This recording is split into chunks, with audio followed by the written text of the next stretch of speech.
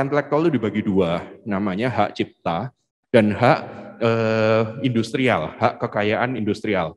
Nah, hak cipta, apa yang membedakan? Jadi hak cipta itu melindungi tiga hal.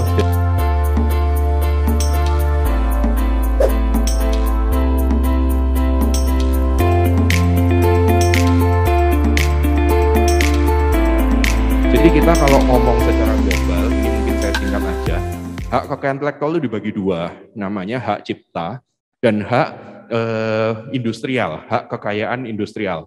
Nah, hak cipta, apa yang membedakan? Jadi hak cipta itu melindungi tiga hal, jadi ilmu pengetahuan, seni, dan sastra. Ilmu pengetahuan itu maksudnya apa? Jadi kayak seminar, lecture, pengajaran, itu dilindungi. Lalu habis itu seni dan sastra, contohnya lagu, musik, film, sinematografi, foto, lukisan, itu dilindungi dengan hak cipta.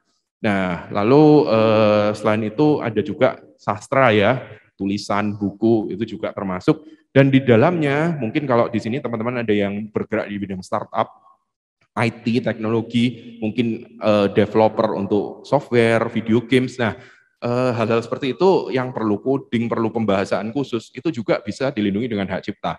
Contohnya teman-teman kalau misalkan buka apps ya, misalkan Microsoft Word atau Photoshop atau apapun game ya, mungkin di situ kan pasti tulisannya copyright apa nama developernya gitu kan bukan patent atau ya mungkin ada juga trademarknya.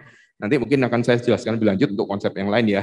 Lalu ada juga indikasi geografis, itu untuk hal-hal yang berhubungan dengan indikator geografis yang menimbulkan kualitas tertentu. Contohnya misalkan kayak kopi, ada namanya Aceh Gayo, terus ada ukiran mebel Jepara. Nah, itu kita nggak boleh sembarangan klaim kita buka bisnis ukiran Jepara, kita kasih nama mebel Jepara Michael gitu, nggak boleh. Saya harus dapat izin dulu dari masyarakat perlindungannya.